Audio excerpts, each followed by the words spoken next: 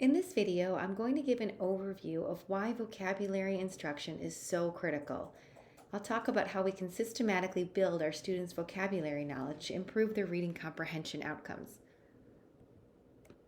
Vocabulary knowledge is strongly related to reading proficiency, which is why it's called the linchpin of reading comprehension, the central connection point between the word identification system and the comprehension system.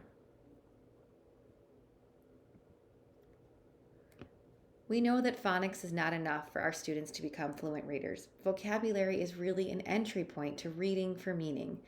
Assuming that word recognition has developed, the more words our students know, the more words they'll be able to understand when reading, which of course enhances comprehension. Students who struggle with vocabulary knowledge tend to read word by word, and they fail to develop fluency. Even the best phonics-based program will not transform a child into a strong reader if the child has limited knowledge of language and a poor vocabulary, or limited knowledge of key content area subjects. Vocabulary instruction is even more critical for children identified with reading challenges. Of course, vocabulary training does increase comprehension for all students, but it's absolutely essential for children who are identified with reading challenges.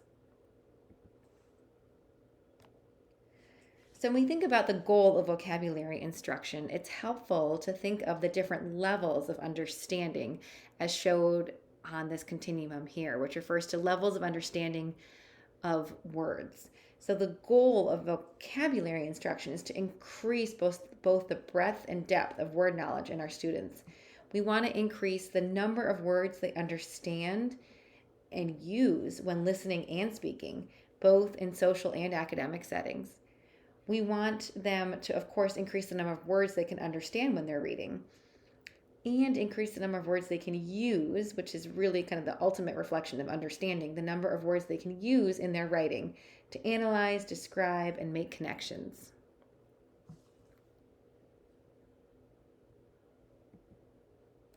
So our vocabulary instruction really needs to go beyond the traditional approaches. Traditionally, we might see a teacher say, can anyone tell me what this word means? Or they might simply provide a definition of a word and say, this word means, or another example is just providing a synonym. Another word for this vocabulary word is, sometimes we add on to a student definition. If they provide an answer, we say yes and, or we provide imagery, say, can you picture, and we have them develop a mental image or describe it. This word is like, and they add a description, or we add a description for them. And these approaches are absolutely fine, but it's just important to remember that we need to go a lot deeper for our students to be able to develop a really robust vocabulary. So we can think about incidental versus direct and explicit instructional approaches. Incidental instruction is when we are providing definitions and clarifications either before, during, or after reading, which isn't really the same thing as explicit vocabulary instruction. So instruction that's aimed towards specifically improving comprehension requires extended practice with a goal of future retrieval and application of words. So you can think of the difference as information I have for what I need to do now versus information in our students' long-term memory that can be accessed and applied whenever necessary.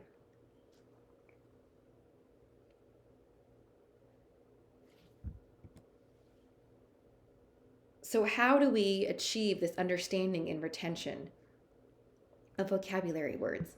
A single exposure to a word will rarely lead to understanding or retention, and of course that will not lead to application either.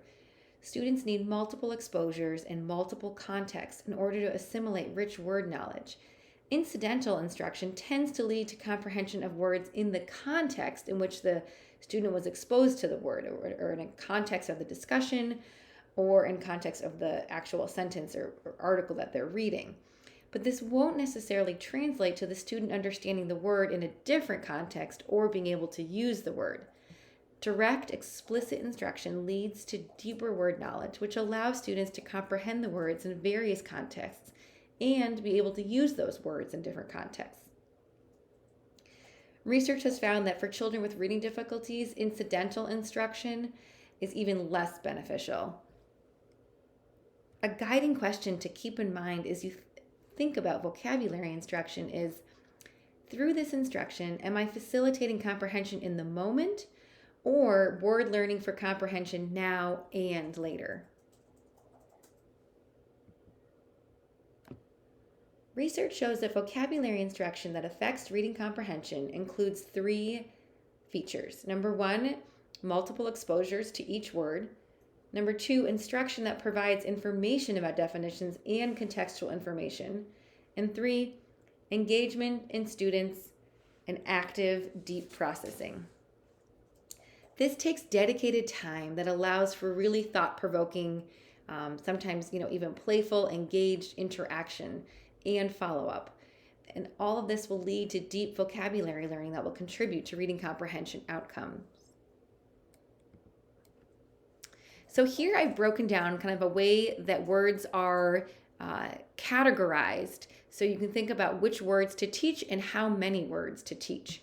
So we have tier 1 words, tier 2 words, and tier 3 words. Tier 1 words are basically just common everyday words. Tier 2 words is where we spend a lot of our instructional time because it encompasses academic words that commonly appear in written language. And I've given some examples. These are words that really do require typically explicit instruction because students don't acquire these words in everyday life, speaking with their peers, even speaking with their adults in their lives.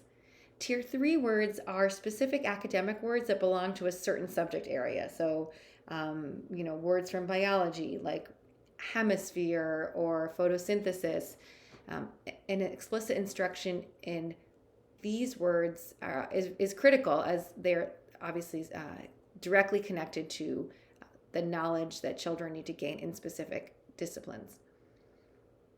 So how many words can children learn through direct vocabulary instruction? We've broken it down here so you can see as it builds from kindergarten, 1st through 3rd, and then by the time you get to 4th grade, ideally 10 words a week. So thinking about some guiding questions to think of as you select words that you will teach. So think about which words will enhance students' vocabulary and support their understanding and appreciation of the text. It's helpful to make a list of initial words and then kind of whittle it down to the final winning words that you will be teaching directly. Those words on the final list ideally will be closely related to the themes in the text you're reading. They might help explain certain ideas or connect ideas within the text. Some other examples of ways you'll know that a word is a great one to teach. It might be a word that describes the attitude of certain characters in the text, or words that you think students may have heard before, but they probably don't have a really rich understanding of. So they may have some vague familiarity, but they're definitely not using it in their lexicon.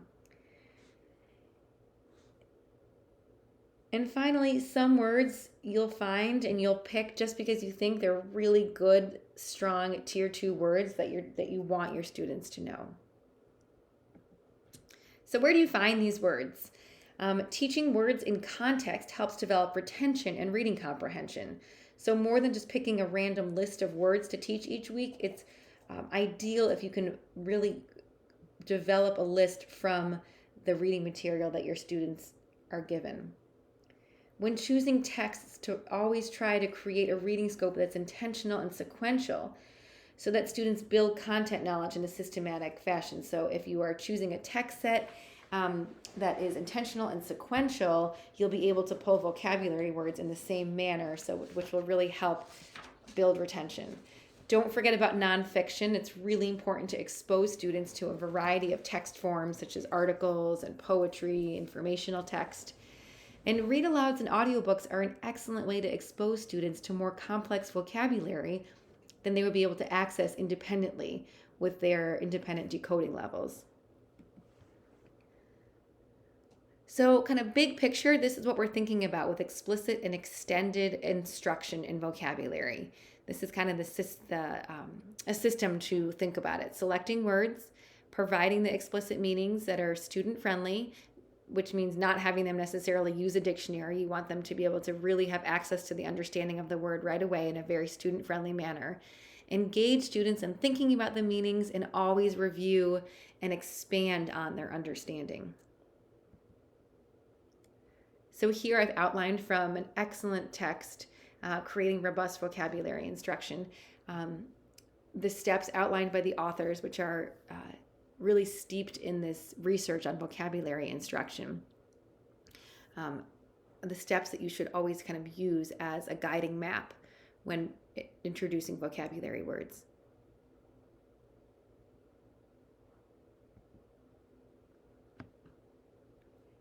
Here I've given an example around the word benevolently, just chosen that, which is actually an example of a word chosen from that text, Creating Robust Vocabulary. And these next few slides walk you through examples of how you would take that word from a text and use it to develop a very deep understanding of the word in different ways in which it can be used.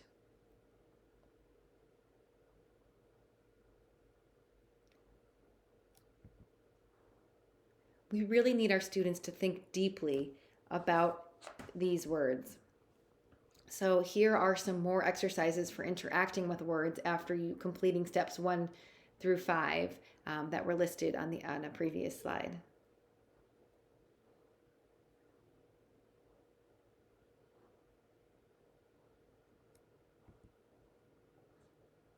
Analogies, creating analogies between words and among words is an excellent way to develop critical thinking skills, higher level language skills, and of course it helps develop a very deep understanding of the vocabulary words themselves.